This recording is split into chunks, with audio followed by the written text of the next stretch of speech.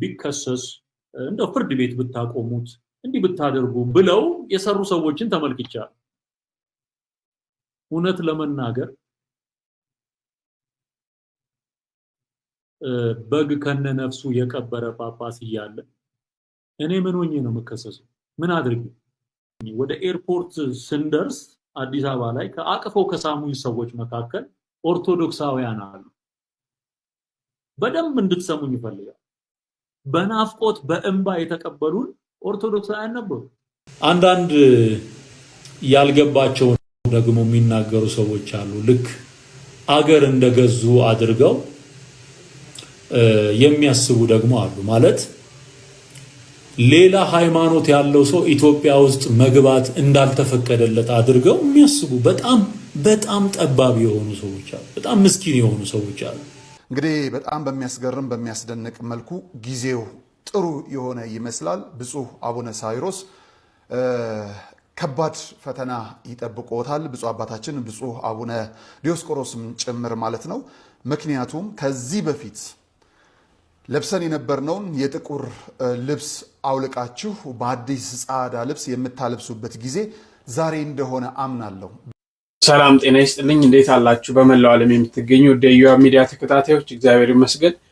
እንግዲህ ዛሬ የምንመለከተው ትዝታው ለምንድን ነው የምከሰሰው አልከሰስም ብሎ ምላሽ ሰጥቷል። በጣም በሚገርም ሁኔታ አዲስ አበባ ገብቻለሁ ግን ምንም ያጠፋሁት ነገር የለም፣ ማንም እኔን ሊከሰኝ አይችልም የሚሉ ንግግሮችን አድርጓል። ያንን እንመለከታለን። ከቤተ ክህነቱ ደግሞ ምን ይጠበቃል? በተለይ በዚህ ታይም ጥሩ ነገር ሆኖላቸዋል ብፁዕ አቡነ ሳይሮስ ብሎ በጣም የምንወደው ወንድማችን ነጋሽ ይናገራል። እነዚህ ነገሮች በስፋት የምንመለከትበት መርሃ ግብር ነው። እንግዲህ ምን እንደሆነ መጨረሻችንም አንዳንድ ነገሮች ያሳያሉ። ያንን እናያለን። እስከ መርሃ ግብሩ ፍጻሜ አብራችሁን ቆዩ። ላይክ እና ሼር ማድረጋችሁን አትርሱ። እስቲ የተናገራቸውን እንስማ። ቢከሰስ እንደው ፍርድ ቤት ብታቆሙት እንዲህ ብታደርጉ ብለው የሰሩ ሰዎችን ተመልክቻለሁ። እውነት ለመናገር በግ ከነነፍሱ የቀበረ ጳጳስ እያለ እኔ ምን ሆኜ ነው የምከሰሰው? ምን አድርጌ? በግ ከነነፍሱ ቀብሩ እና እናስገድለው? አዎ ሳይሰማ እየተባለ በጳጳስ ደረጃ እኛ ወንጌልን ገልጠን ጣዖትንና ታቦትን ሰው እንዲለይ ያደረግንበት ሂደት አለ። 15 የኦርቶዶክስ ጽላት ሸጥኩኝ ለሙስሊም ሰጠው እያለ የሚናገር ጳጳስ በማስረጃና በመረጃ በድምጽ እያቀረበ እነዚህ ሰዎች ሳይከሰሱ እኔ የምከሰስበት ምክንያት ምንድን ነው? ደግሞ ሰው ስለ ወንጌል ሲባል ቢከሰስ ፍርድ ፊት ቢቆም በእውነት እግዚአብሔር ያከብረዋል እንጂ አይዋረድም። ስለ ወንጌል መገፋት፣ ስለ ወንጌል መሰደብ፣ ስለ ክርስቶስ ኢየሱስ ወንጌል ዋጋ መክፈል አክሊል ጸጋ ነው። ምን ሰርተው ነው እነ ጴጥሮስ የታሰሩ? ምን አድርገው? የሰው ገንዘብ ቀምተው ነው? አይደለም። በዘመኑ ጣዖታት በሰለጠኑባቸው ዓለማት እየተዟዟሩ ይሄ አምላክ አይደለም አምላክ እግዚአብሔር ነው ብለው ስለተናገሩ እውነትን ስለገለጡ የተናገሩት እውነት የነሱን ጨለማ የገፈፈባቸው ሰዎች አቀነባብረው ያስገቡት ነው እንጂ እነሱ አጥፍተው አይደለም። ጴጥሮስ አጥፍቶ አይደለም። ይሄን በምን ታረጋግጣላችሁ? ወደ እስር ቤት ከተጣሉ በኋላ ሲዘምሩ የወይኒው መሰረት ይናጋል። የእግዚአብሔር መልአክ ይመጣል። የእግዚአብሔር መንፈስ ይገለጣል። አይሆን ሲቹዌሽኑን የሚቀይር የእግዚአብሔር ክብር የሚመጣው በእውነትና በጽድቅ አገልግሎት ስትታሰብ ክብር ነው። ቢሆን እንኳን ክብር ነው። ግን አንዲትም ኢንች ወደፊት እንድትሄድ የሚያደርግ ምንም ነገር የለም። ለምሳሌ ከተነሱ ሐሳቦች መካከል ስለ ታቦትም ስለምንም ያስተማርናቸው፣ ስለ ገድላት ታምራት ያስተማርናቸው፣ ያጋለጥናቸውን እውነቶች በማስረጃና በመረጃ ያቀረብናቸው ነገሮች ሊናገሩ ሞክረዋል። አንዳንዶች እኔው ያልኩትን ዘበነ ብሎት እኔው ያልኩት ታቦት መክተፊያ ነው የተባለው አዎ መክተፊያ ነው ብሏል። ይሄ ደግሞ እውነት ሊትራሊ መክተፊያ ይዘው ሲወጡ ከመርካቶ የተገዛ መክተፊያ ይዘው ሲወጡ አቅርቢያ እሱን እያየ ሰው እንዴት ነው ሊክድ የሚሞክረው ማለት? እኔ ቄስ ነኝ። በኦርቶዶክስ ቤተ እምነት ውስጥ ወደ 9 ዓመት በቅስና አገልግያለሁ፣ በድቁና አገልግያለሁ። እኔ የማውቀውን አንተ ተሸፋፍኖ የምታውቀውን ታቦት የሚባለውን ነገር ከሸክሙ ጀምሮ የሚሰራበትን ፕሮሰስ ጭምር ስናገር ነበር። ይሄ ውሸት ነው? እውነት እኮ ማውቀውን እኮ የኖርኩበትን ነው የምናገር። አንተ ተሸፋፍኖ ነው የምታውቀው፣ እኔ ገልጬ ዘይት እየቀባው ነው ማውቀው። ይሄ እውነት አይደለም፣ ይሄ ውሸት ነው። ፍርድ ቤት በቀርብ የምናገረው እንደውም እግዚአብሔር ይባረክ ይሄንን እውነት ምንም የምንሸፍነው ነገር የለም። ስንት አይነት ጉድ የሰው ደም መስዋዕት እየቀረበባቸው ያሉ ገዳማት ጭምር ሰው ሊትራሊ የሚታረድባቸው ገዳማት እንዳሉ በራሳቸው አንደበት ከቤተ ክህነት በሾለኩ መረጃዎች እየቀረበ እያየ ይሄንን መናገር ይሄንን እውነት ለሰዎች ማድረስ በምንም ታምር ሊያስከስስ አይችልም፣ መረጃና ማስረጃ ያለው ስለሆነ። ስለዚህ እውነት በከፍታም ቢሆን በሸለቆም ቢሆን በየትኛውም ስፍራ ይነገራል ማለት ነው። አንዳንድ ያልገባቸውን ደግሞ የሚናገሩ ሰዎች አሉ። ልክ አገር እንደገዙ አድርገው የሚያስቡ ደግሞ አሉ። ማለት ሌላ ሃይማኖት ያለው ሰው ኢትዮጵያ ውስጥ መግባት እንዳልተፈቀደለት አድርገው የሚያስቡ በጣም ጠባብ የሆኑ ሰዎች አሉ። በጣም ምስኪን የሆኑ ሰዎች አሉ። ተወልደን ያደግንበት ምድር ስንገባ እኛ ኢትዮጵያውያን ስንገባ ያ ነገር እንዴት ነው ሰው ሊረብሸው የሚገባ? እና ደግሞ ህግ ሊቀርጽና ሊያወጣ የሚችለው በምን አይነት አግባብ? መንግስት አለ እኮ እዚህ ሀገር መንግስት አይደል? ህግ የሚያስከብር አገር የሚገዛ ልማት የሚሰራ መንግስት አለ። በእያንዳንዱ ጉዳይ ላይ የሚመለከተው ማለት ይሄ የዜግነትን መብት የስብዕና መብት ነው። ማንም ሊሰጥና ሊነሳ የሚችለው ነገር አይደለም።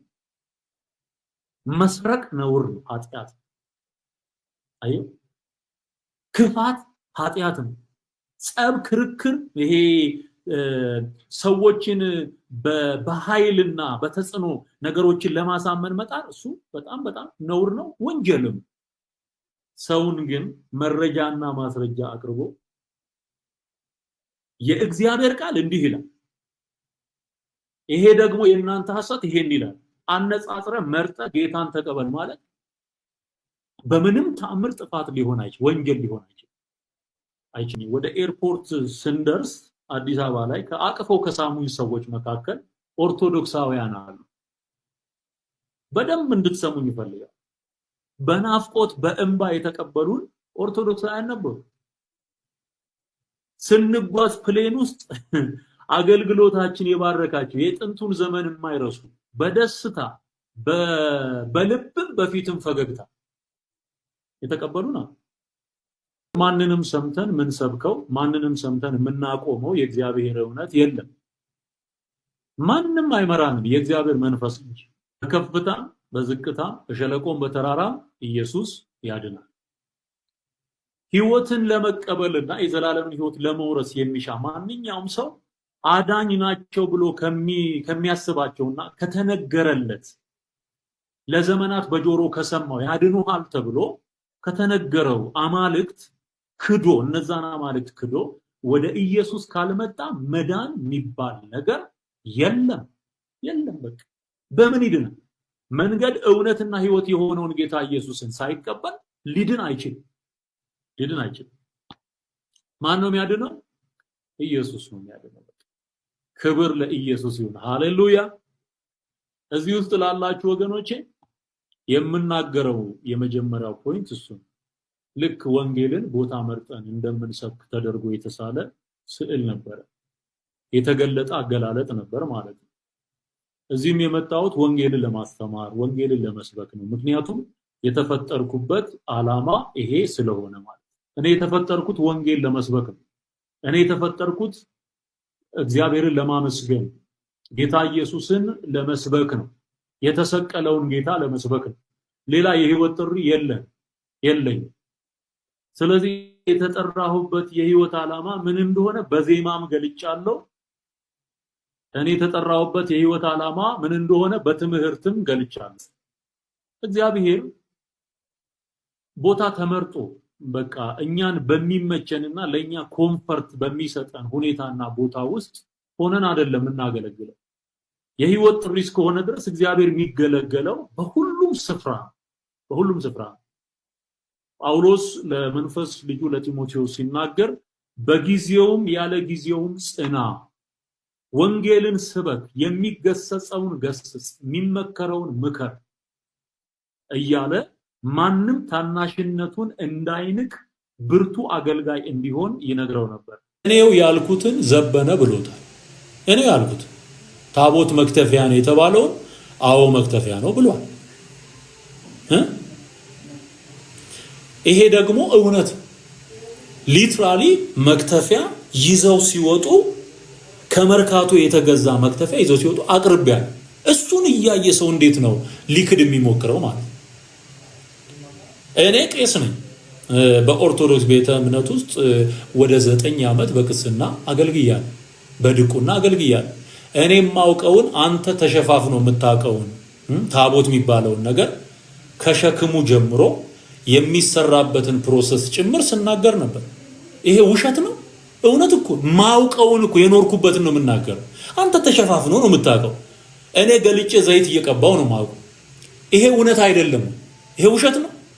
ፍርድ ቤት ብቀርብ የምናገረው እንደውም እግዚአብሔር ይባረክ ይሄንን እውነት እንደሰማችሁት ነው። በጣም በርካታ ነገሮችን አንስቷል። እዚህ ውስጥ ማንሳት የምፈልገው አንድ ነገር ነው። እንግዲህ ጳጳሱ ነፍስ በግ የቀበሩ ሁሉ እስካሉ እንዳሉ ሁሉ እሳቸው እያሉ እኔ እንዴት ተከሰሳለሁ ነው የሚለው። ባይዘዌ ይሄ ትዝታ ወደ አዲስ አበባ ሊመጣ ሲል የተደረገ ሴራ ነው። የብፁዕ አቡነ እንድርያስ በረከታቸው ይድረሰን ታላቁ ሊቀ ጳጳስ ናቸው። የእኚህን ድምፅ አስመስለው ድምፃቸውን አስመስለው ዛሬ የስንት አርቲስቶች ድምፅ እንደሚመሰል ስንት ነገር እንደሚሰራ እናውቀዋለን። ቪዲዮውን ከዚህ በፊት ሰርቼላችኋለሁ፣ ማየት ትችላላችሁ። የእሳቸውን ድምፅ አስመስለው ከሌላ ጋር እየተነጋገሩ በጥንቆላ በተለያየ ነገር ውስጥ እንዳሉ አስደርገው በግ እንደሚቀብሩ ከእስላም ጋር ግንኙነት እንደሚያደርጉ አድርገው ሲያሰሩ የነበረ ነው። ይሄንን ደግሞ ራሱ ትዝታው ነው። ይሄው እንደዚህ ያደረጉ ጳጳሱ ለመምጣት ወራት እንኳን 1 ወር እንኳን አይሆንም ወደ አዲስ አበባ ለመምጣት ሲያስብ የተፈበረከች እንደሆነች ነው እኔ ይህ ነገር የሚሰማኝ እንጂ ሊቀ ጳጳሱ በዚህ ደረጃ ይሄዳሉ የሚልም እምነት የለኝም። እንዲህ አይነትም አባትም አይደሉም። ብፁዕ አቡነ እንድርያስ በጣም የሚገስጹ በጣም የሚቆጡ ለሃይማኖታቸው በጣም ቀናይ ስነ ምግባር ቤተክርስቲያን ስርዓት እንዳይፈርስ የሚያደርጉ በጣም ታላቅ አባት ናቸው። በረከታቸው ይድረሰን። የእሳቸውን እንግዲህ ይህን እየተናገረ ነው። ዘበነም የተለያዩ ነገሮችን ብሏል። ታቦት መክተፊያ ነው ብሏል። እኔ ምን ስላልኩት አለ ለምንድን ነው እኔ ላይ የሚሉ ነገሮችን ይመስላል።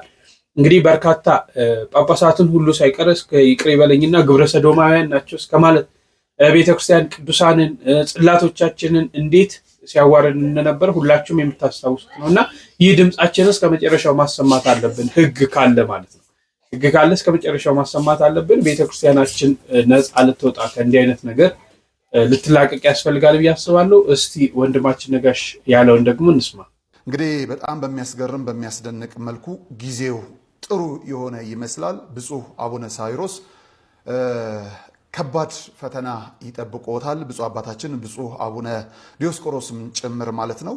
ምክንያቱም ከዚህ በፊት ለብሰን የነበርነውን የጥቁር ልብስ አውልቃችሁ በአዲስ ጻዕዳ ልብስ የምታለብሱበት ጊዜ ዛሬ እንደሆነ አምናለሁ። ብዙዎቻችን ስለ ቤተ ክርስቲያናችን አዝነናል። በቤተ ክርስቲያናችን ጉዳይ ላይ የሚተላለፉ ሀሳቦችን በመስማትም ልባችን እንደደማ ቆይቷል። ዛሬ ግን ነጩን የምንለብስበት ሕግና ስርዓት የሚከበርበት ቤተ ክርስቲያን የበላይነቷን የምታውጅበት አባቶች የሚከበሩበት ነዋያተ ቅድሳቶች የሚከበሩበት ኢቭን ጽላቱ በራሱ ባለው ክብር የሚመለክበት ጊዜ ላይ እንደደረስን ማሳያ ነው። ለምን ሲባል ክብር ሳይኖራቸው የቤተ ክርስቲያኒቷን ክብር ለማዋረድ ሲጥሩ የነበሩ ሰዎች ከመጣሽ ማርያም ታምጣሽ በሚል ደረጃ እራሳቸውን ችለው አዲስ አበባ ናቸው።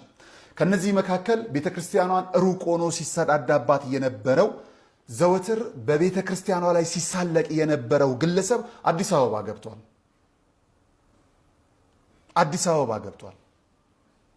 ስለዚህ የቤተ ክርስቲያኗን ልዕልና ለማስከበር የሀገሪቷንም ሕግ ለማስከበር ራሱን ፓስተር እያለ የሚጠራው ከነፍሱ ጋር በነበረበት ከህይወቱ ጋር በነበረበት ጊዜ ትላንትናው ዘማሪ የአሁኑ ተሳዳሚ ፓስተር ትዝታው ሳሙኤል አዲስ አበባ ገብቷል። አዲስ አበባ ገብቷል። ቤተክርስቲያን ልዕልናዋን የምታስጠብቅበት ጊዜ ነው ማለት ነው። በጣም የሚያስገርመው የሚያስደንቀው ነገር ብፁዕ አቡነ ሳይሮስ ያዙልን ያልነው ይሄንን ጉዳይ በህግ ነው። መቼም እንደ ፖሊስ እርሶ ሮጦ እንደማይዙት እናውቃለን። እልፍ ምዕመን ከኋላውት አለ። የታሪክ መገጣጠም እነ ትዝታው በጋሻውና አሰግድ የመሳሰሉት ሰዎች በምንፍቅና ከኢትዮጵያ ኦርቶዶክስ ተዋሕዶ ቤተክርስቲያን ወጥተው ሲወገዙ የታሪክ ግጥምጥሞሹ የአሁኑ የጠቅላይ ቤተ ክህነት ጸሐፊ ብፁዕ አቡነ ዲዮስቆሮስ የወቅቱ ጠቅላይ ቤተ ክህነት ስራ አስኪያጅ ነበሩ። በጣም በሚያስገርም መልኩ ብፁዕ አባታችን ብፁዕ አቡነ ዲዮስቆሮስ አሁን ላይ ለሚቀጥሉት 3 ዓመታት የጠቅላይ ቤተ ክህነቱ ጸሐፊ የቅዱስ ሲኖዶሱ ሲሆኑ በወቅቱ ግን የጠቅላይ ቤተ ክህነቱ ዋና ስራ አስኪያጅ ነበሩ። በጣም የሚገርመው የወቅቱ ቅዱስ ሲኖዶስ ጸሐፊ የነበሩት ብፁዕ አቡነ ሳዊሮስ ደግሞ አሁን ስራ አስኪያጅ ሆነዋል። በአንድ ኃላፊነት ላይ የተለያየ ቢሆንም ተቀያይራችሁ ለአንዲት ቤተክርስቲያን ኃላፊነት ባላችሁበት በእናንተ ጊዜ የተወገዙ ከእናንተ በኋላ ሲሳደቡ የነበሩ በእናንተ ጊዜ አዲስ አበባ መጥተዋል። አሁን ስለዚህ ህግ ይከበራል ማለት ነው። በቅዱስ ሲኖዶስ አባል የሆናችሁ ብፁዓን አባቶቻችን ጥቅምቱ ጉባኤ እስኪመጣ ድረስ ተሰብስቦ የራሳችሁን ልጆች ማስፈራሪያ ማውጣት ሳይሆን ቤተ ክርስቲያንን የሚሳደቡትን አካል ቤተ ክርስቲያንን ለማፍረስ የመጡ አካልን ሌላውን ትተን አሁን በህብረት መቆም አለብን። እዘዙን፣ እንታዘዛለን። ከውጪም ከውስጥም ከደቡብም ከምዕራብም ከምስራቅም ከሰሜንም በአንድነት ለቤተ ክርስቲያን ልዕልና እንቆማለን። በጣም የሚገርመው ኤርፖርት ድረስ ሄዶ የተቀበለው የወቅቱ ቁማርተኛ የሸኘው የጊዜ ወዳጁ ነው። ከእምነት እስከ ክህደት ከሰው እስከ በግለድ በህብረት የቆሙ ቤተክርስቲያንን የሚወጉ አካላት ናቸው።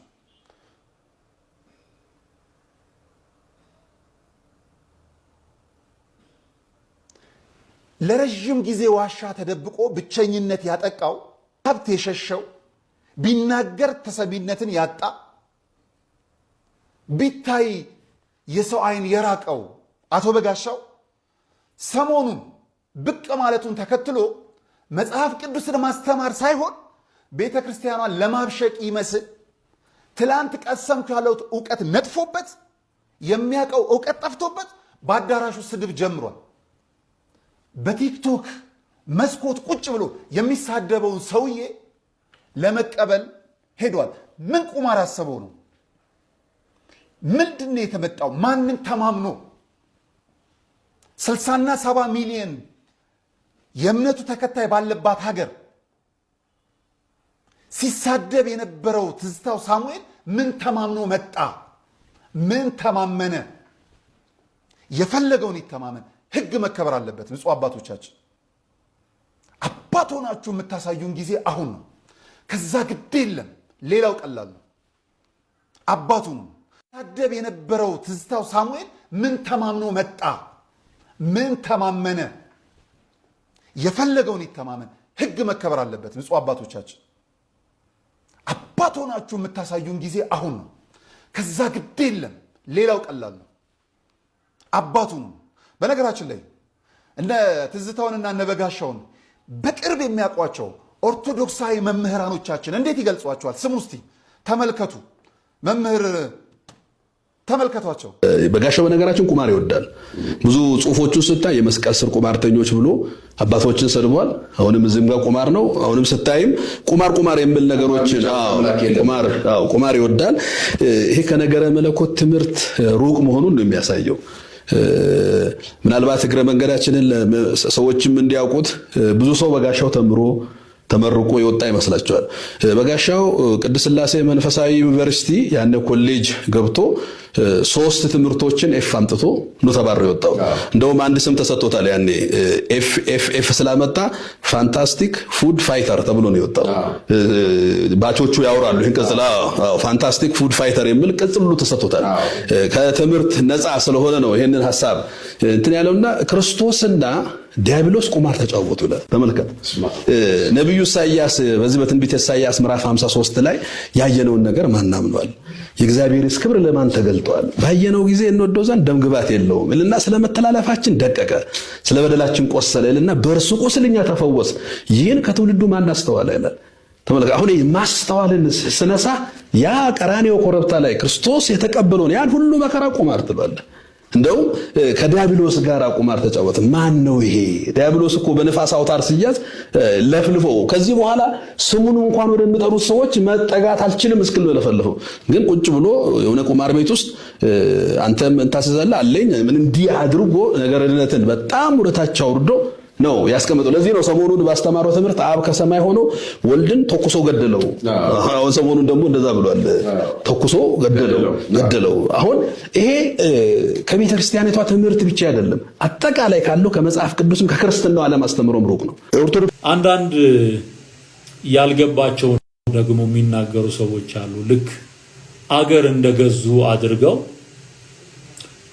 የሚያስቡ ደግሞ አሉ። ማለት ሌላ ሃይማኖት ያለው ሰው ኢትዮጵያ ውስጥ መግባት እንዳልተፈቀደለት አድርገው የሚያስቡ በጣም ጠባብ የሆኑ ሰዎች አሉ። በጣም ምስኪን የሆኑ ሰዎች አሉ። ተወልደን ያደግንበት ምድር ስንገባ እኛ ኢትዮጵያውያን ስንገባ ያ ነገር እንዴት ነው ሰው ሊረብሸው የሚገባ እና ደግሞ ህግ ሊቀርጽና ሊያወጣ የሚችለው በምን አይነት አግባብ ነው? መንግስት አለ እኮ እዚህ ሀገር ላይ መንግስት አይደለ? ህግ የሚያስከብር አገር የሚገዛ ልማት የሚሰራ መንግስት አለ። በብፁዓን አባቶቻችን ላይ አድሮ እግዚአብሔር ስራውን ይሰራል ብዬ አስባለሁ። እንግዲህ ቤተ ክህነቱም የራሱ የሆነ የህግ ክፍል አለው። እስከ መጨረሻው ድረስ ታግሎ ውጤት ያመጣል ብለን እናስባለን። እኛ ግን በቻልነው አቅም ድምጻችንን እንድናሰማ ፍትህ ብለን ልንጠይቅ ያስፈልጋል። አለበለዚያ ይሄ ትሬንድ እየተለመደ ነገ ሌሎችም በእንዲህ አይነት መንገድ ይቀጥሉና ሌላ ነገር ውስጥ እንገባለን ማለት ነው። ስለዚህ ማንም የማንንም ሃይማኖት የማንቋሸሽ መብትም ስልጣንም እንደሌለው እናምናለን። ስለዚህ ኦርቶዶክሳውያን በቻላችሁት አቅም በያዛችሁት ስልክ የምታውቃቸውን አባቶች እየቀረባችሁ እያናገራችሁ ፍትህ ልንጠይቅ ያስፈልጋል ብዬ አስባለሁ። እስቲ በዚህ ላይ ያላችሁን ሐሳብ አስተያየት ደግሞ ኮሜንት ላይ ጻፉልኝ። በሌላ መረጃ እመለሳለሁ። ቸርን ሰንብት።